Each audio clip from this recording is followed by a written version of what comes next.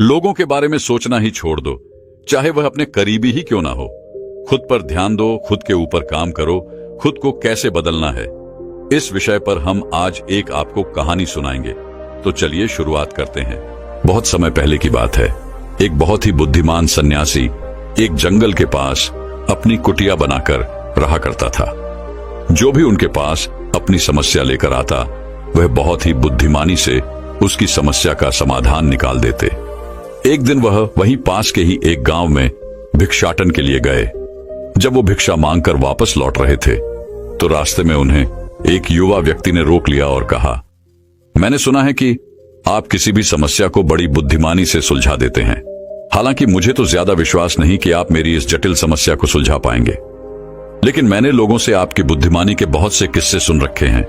इसलिए मैं आपसे एक बात जानना चाहता हूं कि हमें किसी भी काम में असफलता की घबराहट क्यों होती है, और हम अपने किसी भी लक्ष्य को असफलता के घबराहट के बिना कैसे प्राप्त कर सकते हैं।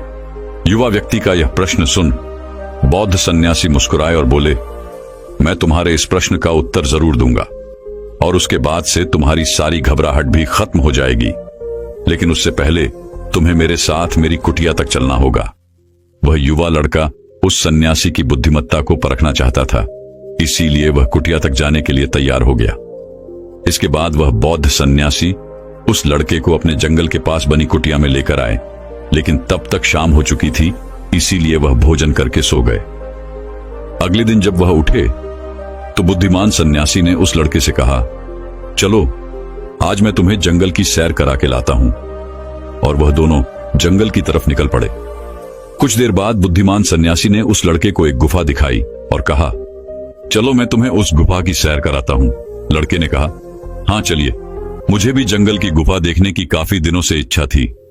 इसके बाद वे दोनों गुफा के अंदर चले गए।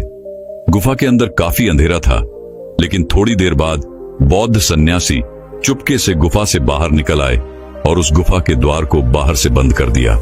उस लड़के ने गुफा के भीतर से बहुत आवाज दी कि मुनिवर कहाँ हैं आप, कहाँ चले गए, मुझे जवाब क्यों नहीं दे रहे। लेकिन बहुत देर तक कोई जवाब न मिलने के बाद वह घबरा गया और घबराकर गुफा के द्वार की तरफ भागा। जैसे ही वह गुफा की प्रवेश द्वार पर पहुंचा, वह हैरान रह गया। यह क्या, यहां तो किसी ने गुफा के द्वार को बाहर से बंद कर दिया है। अब मैं बाहर कैसे निकलूंगा। अब वह अकेले अकेले उस अंधेरी गुफा में काफी भयभीत और परेशान हो गया। वह सोचने लगा कि कहीं उस सन्यासी ने उसे मारने की योजना तो नहीं बनाई थी। अब वह गुफा में इधर उधर घूमकर बाहर निकलने का रास्ता ढूंढने लगा। वह गुफा में काफी देर तक इधर उधर भटकता रहा, लेकिन उसे बाहर निकलने का कोई रास्ता नहीं मिला। अब उसे जोरों की प्यास और भूख भी लग रही थी, इसीलिए वह शांत होकर एक जगह बैठ गया। तभी उसे एक सुरंग से सूर्य की रोशनी आती हुई दिखाई दी, और उस रोशनी आने वाली सुरंग तक पहुंचना बहुत ही कठिन था, क्योंकि चारों तरफ बस अंधेरा ही अंधेरा था, और वह सुरंग भी काफी ऊंचाई पर थी। पर फिर भी वह तुरंत उठा और अपनी सारी भूख प्यास को भूलकर अपना सारा ध्यान उस गुफा से बाहर निकलने पर लगा दिया। काफी मेहनत और प्रयास करने के बाद वह उस सूर्य की रोशनी आने वाली सुरंग तक पहुंच गया, और कुछ दूर तक उस सुरंग में ही ऊपर चढ़ता गया। तभी अचानक उसे वह सन्यासी हाथ आगे बढ़ाता हुआ दिखाई दिया। वह लड़का झट से उस सन्यासी का हाथ पकड़कर बाहर आ गया, और बाहर निकलते ही उस सन्यासी को गुस्से से चिल्लाकर कहा, मुनिवर आप पागल हो गए हैं। आप मुझे अंधेरी गुफा में अकेले छोड़कर आ गए। आपको पता है मैं कितना भयभीत हो गया था और मुझे कितने जोरों की प्यास लगी है। उस सन्यासी ने मुस्कुराते हुए उसे पानी दिया और कहा, अब मेरी बातों को ध्यान से सुनना। तुम इस गुफा के बाहर सिर्फ 2 कारणों की वजह से निकल पाए, जिसने तुम्हें इस गुफा से बाहर निकलने के लिए मजबूर किया। पहला कारण, क्योंकि तुम्हें जोरों की प्यास और भूख लगी थी, और दूसरा कारण, तुम्हें वहां घुटन महसूस हो रही थी, क्योंकि तुम्हें मित्रों और परिवार वालों के साथ रहने की आदत पड़ चुकी है। अब मैं तुम्हें 2 मुख्य कारण बताता हूं, जिसकी वजह से तुम इस गुफा से बाहर निकल पाए। पहला कारण, क्योंकि तुम्हारे साथ वहां यह कहने के लिए लोग नहीं थे कि इतने अंधेरे में इतनी ऊंचाई पर तुम उस सुरंग तक कैसे पहुंच पाओगे, ये तो असंभव है। और दूसरा कारण, वहां यह कहने के लिए भी लोग नहीं थे कि चलो कोई दूसरा रास्ता देखते हैं, इससे भी आसान रास्ता मिल जाएगा और हम बहुत आसानी से इसको फिर से बाहर निकल जाएंगे। सफलता प्राप्त करने का नियम भी कुछ ऐसा ही है। यह तो मैंने तुम्हें सफलता कैसे प्राप्त करी इसकी एक छोटी सी दुनिया बनाकर दिखाई है, और वास्तविक दुनिया इससे कहीं अधिक जटिल होती है। वहां हमें सलाह देने के लिए बहुत से फालतू लोग मिल जाते हैं जो खुद तो कुछ कर नहीं पाए, लेकिन हमें ज्ञान देंगे कि यह मत करो, यह बहुत कठिन है, यह तुमसे ना हो पाएगा, इससे अच्छा तो तुम वह काम कर लो, उसमें तुम्हें निश्चित रूप से सफलता मिल जाएगी। और ऐसे ही वह हमारे दिमाग को भटकाकर चले जाते हैं और हमें खुद पर संदेह होने लगता है। सफलता ना मिलने का एक बड़ा कारण यह भी है कि सफलता प्राप्त करने की प्रक्रिया बहुत लंबी होती है, और यहां जब हमारा मन घंटों घंटों में बदल जाता है तो फिर लक्ष्य प्राप्ति के महीनों और सालों के प्रयास में ही हमारा मन क्यों नहीं बदलेगा। हमारा मन बदल ही जाता है और हम उस रास्ते को छोड़कर अलग अलग राष्ट्रीय अपनाने लगते हैं। गौतम बुद्ध अक्सर अपने शिष्यों से कहा करते थे कि परेशानियां हमें तभी दिखती हैं जब हमारा ध्यान हमारे लक्ष्य पर नहीं होता, और यह बात 100% सही है। जैसे जब एक तीरंदाज तीर मारने वाला होता है तो वह अपनी एक आंख को बंद कर लेता है और दूसरी आंख से सिर्फ लक्ष्य को देखता है, तब जाकर वह अपने लक्ष्य को भेद पाता है। ठीक इसी प्रकार हमें सफलता का डर तभी लगता है जब हमारा ध्यान अपने लक्ष्य पर न होकर रास्ते पर आने वाली कठिनाइयों पर होता है। तुम इस गुफा से बाहर इसीलिए निकल पाए क्योंकि तुम्हें गुफा के अंदर सुरंग से आने वाली रोशनी के अलावा और कुछ दिखाई नहीं पड़ रहा था। अगर उस गुफा के अंदर प्रकाश होता तो तुम वहां के बड़े बड़े गड्ढों और कीड़े मकोड़ों को देखकर डर जाते और वहीं भटकते रह जाते। इसीलिए अपना सारा ध्यान केवल अपने लक्ष्य पर टिकाए रखो और आसपास क्या हो रहा है, लोग क्या बोल रहे हैं, उस पर ध्यान देना बंद कर दो। तुम्हारे मित्र और रिश्तेदार क्या कर रहे हैं, उन्हें सफलता मिली कि नहीं, ये सब देखना बंद कर दो और केवल खुद के काम पर ध्यान दो। फिर देखना कि जब तुम्हारा समय आएगा तो लोग खड़े होकर तुम्हारे लिए तालियां बजाएंगे। और इतना कहकर वह बुद्धिमान सन्यासी मौन हो गए।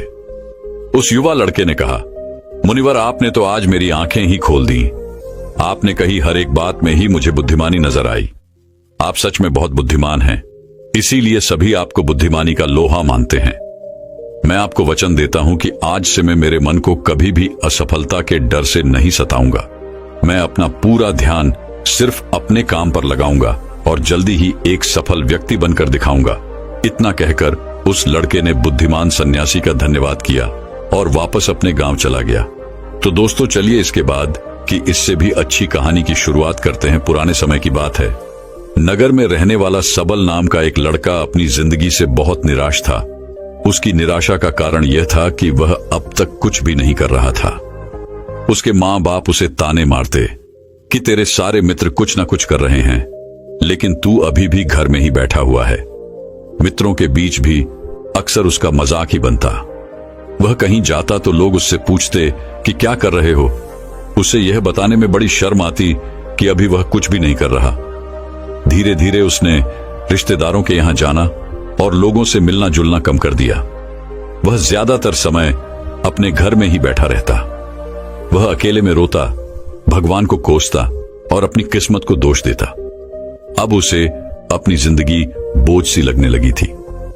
कभी कभी वह सोचता कि जब वे कुछ करने के लायक ही नहीं हैं, तो फिर उसके जिंदा रहने का भी क्या फायदा, उसे तो मर जाना चाहिए।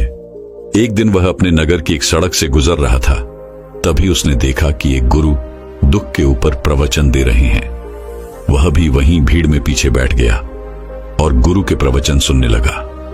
गुरु बोल रहे थे कि दुख एक गुरु की भांति होता है जो हमें जीवन की सच्चाई दिखाता है और हमें सही से जीवन जीने का तरीका सिखाता है। आप चाहें तो अपने दुख रूपी गुरु से जीवन जीना भी सीख सकते हैं और चाहें तो उस दुख में डूबकर बैठकर रो भी सकते हैं।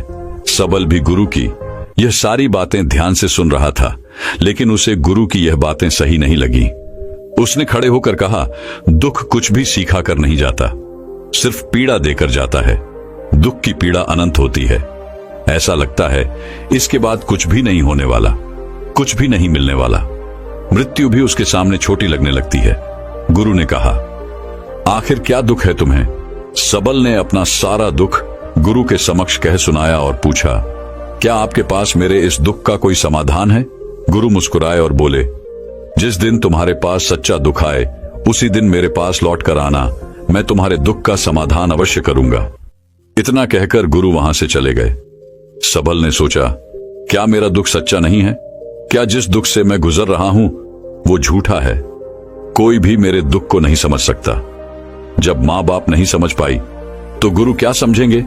अपने दुखों से परेशान होकर सबल ने एक निर्णय लिया कि अब वह कुछ करके दिखाएगा। उसने एक छोटा सा व्यापार शुरू किया, लेकिन उसमें उसे सफलता नहीं मिल रही थी। पर उसके घर वाले खुश थे कि वह कुछ तो प्रयास कर रहा है। वह अपने व्यापार में जुटा रहा और उसे धीरे धीरे सफलता भी मिलने लगी। फिर उसने रफ्तार पकड़ ली और सिर्फ 3 साल के अंदर ही वह एक बड़ा व्यापारी बन गया। अब सबल के चारों तरफ ऐसे बहुत से लोग थे जो उसकी चिंता करते थे, उसे पसंद करते थे, उसके काम की प्रशंसा करते थे।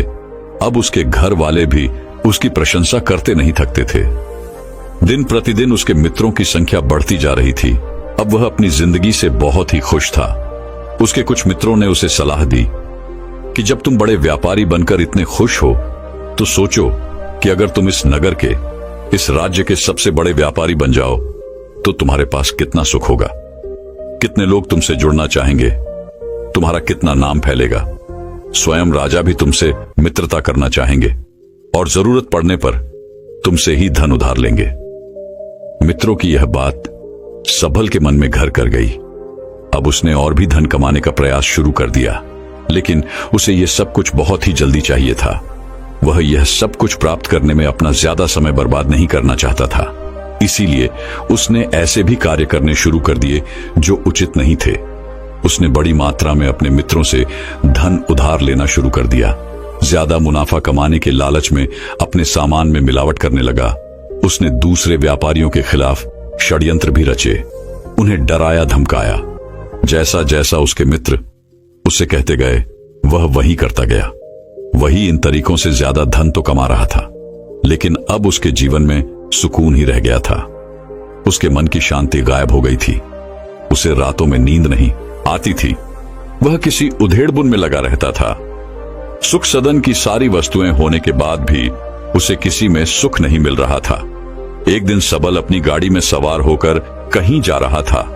तभी रास्ते में उसे गुरु का आश्रम दिखा। वह रुक गया।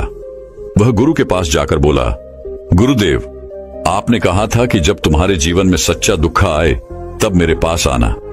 अब मैं बहुत दुखी हूं। मेरे रातों की नींद गायब हो गई है। मुझे कहीं सुकून नहीं मिल रहा।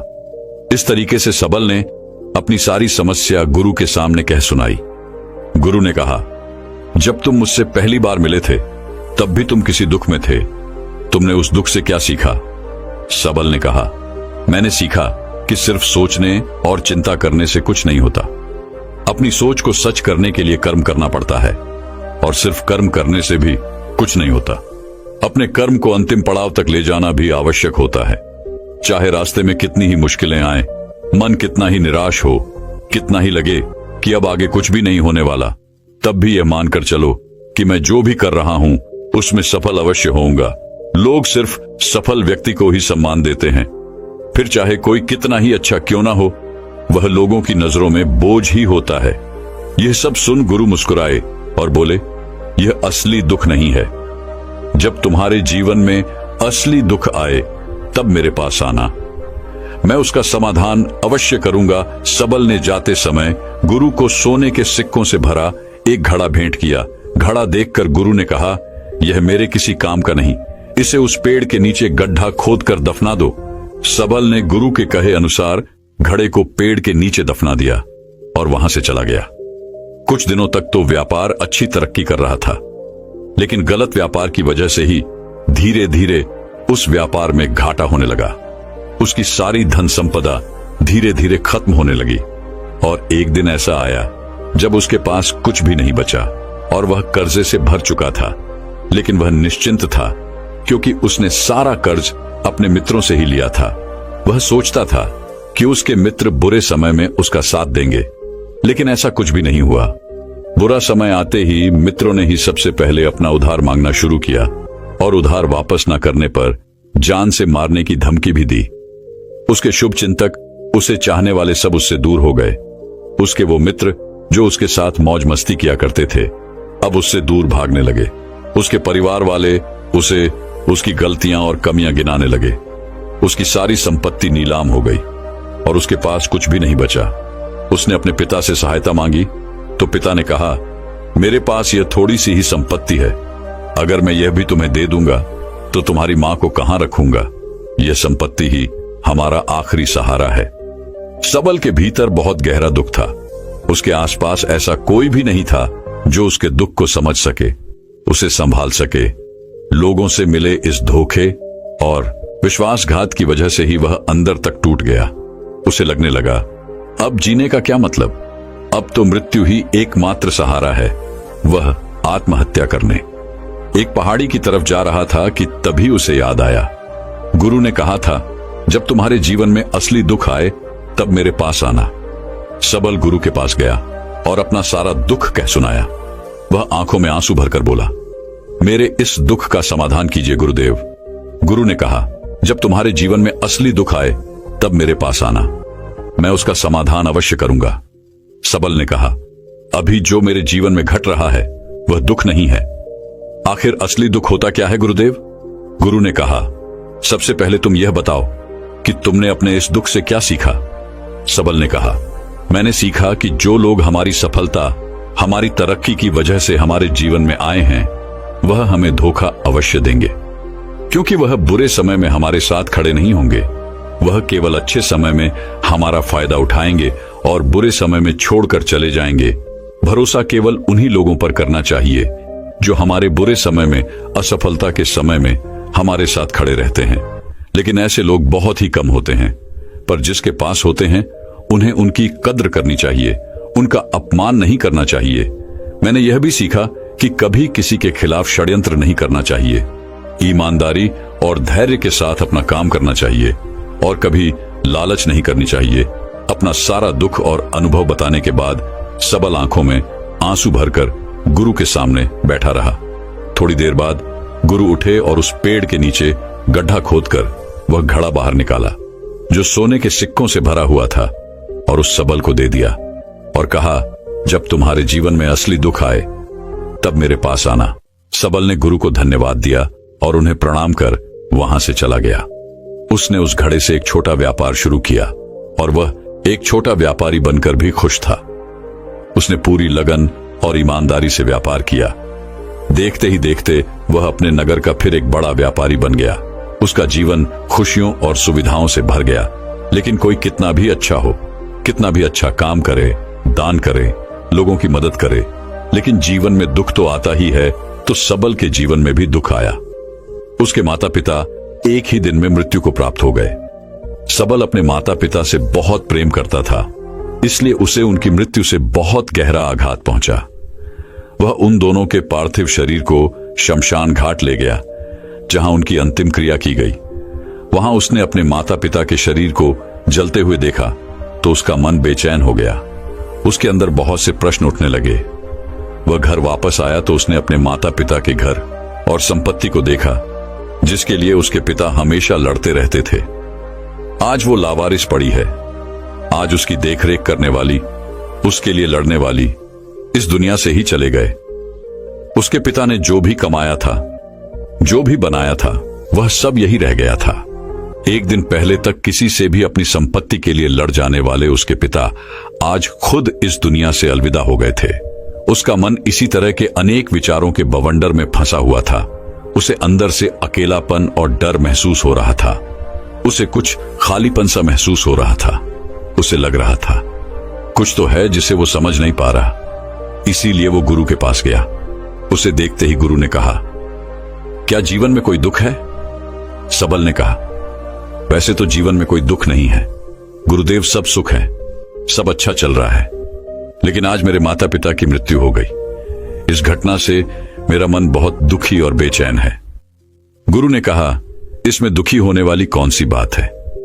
एक दिन तो सभी के प्रियजनों को मरना ही है। हमेशा जीवित न तो कोई रहा है और न ही कोई रहेगा।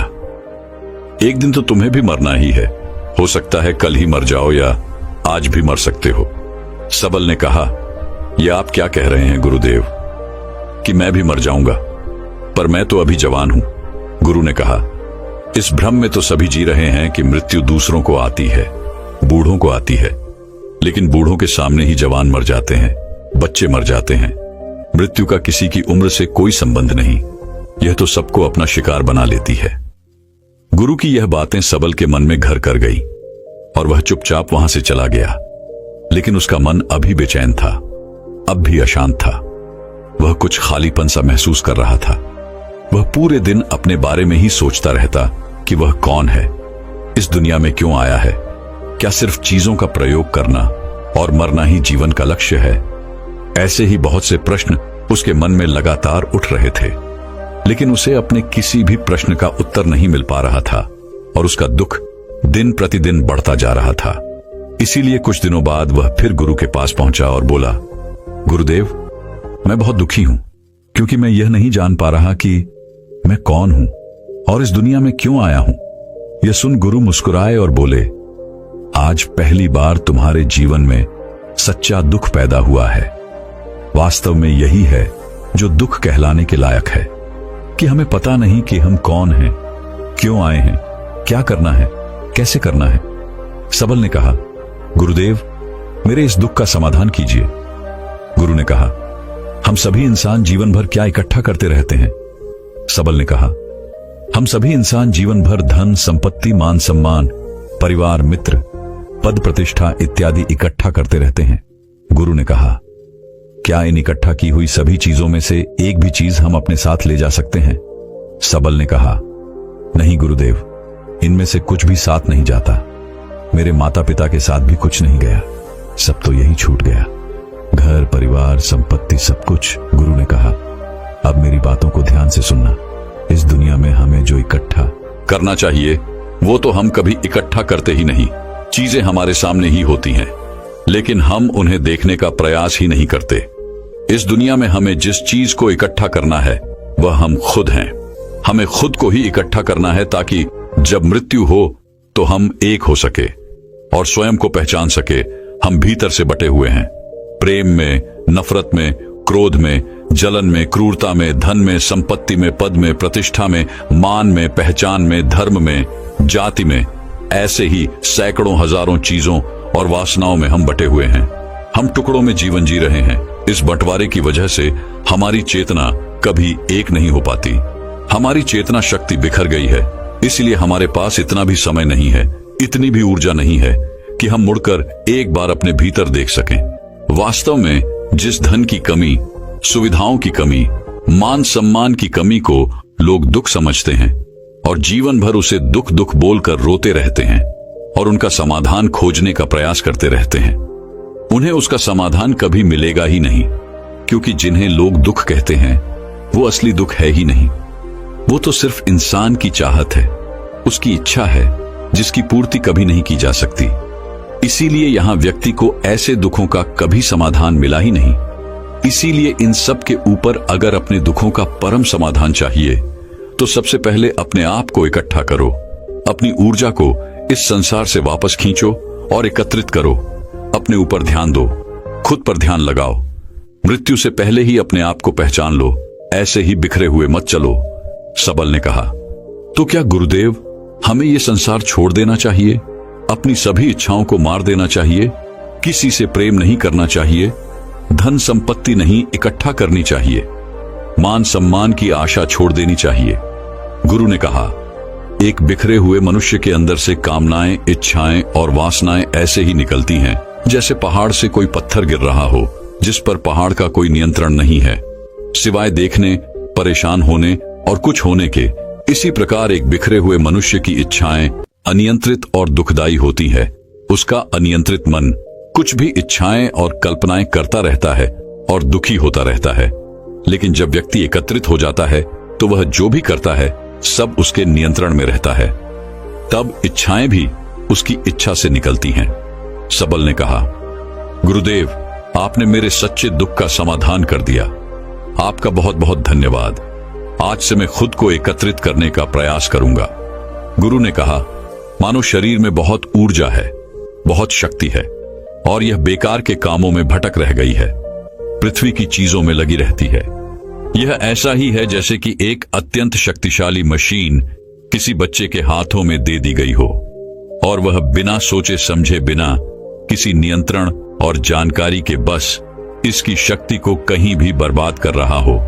इसीलिए अपने चेतना की शक्ति पर ध्यान दो और इसे एकत्रित करो। सबल को अपने प्रश्नों का उत्तर मिल चुका था। उसने गुरु का धन्यवाद किया और चुपचाप वहां से चला गया। दोस्तों, मैं उम्मीद करता हूं कि यह कहानी सुनने से आपके जीवन में अच्छे बदलाव आए होंगे। आपको इस वीडियो से क्या सीखने मिला, ये कमेंट करके जरूर बताएं और अपने परिवार, दोस्तों या आपके करीबी इंसान के साथ ये कहानी शेयर करके उन्हें भी इस ज्ञान से परिचित करवाएं।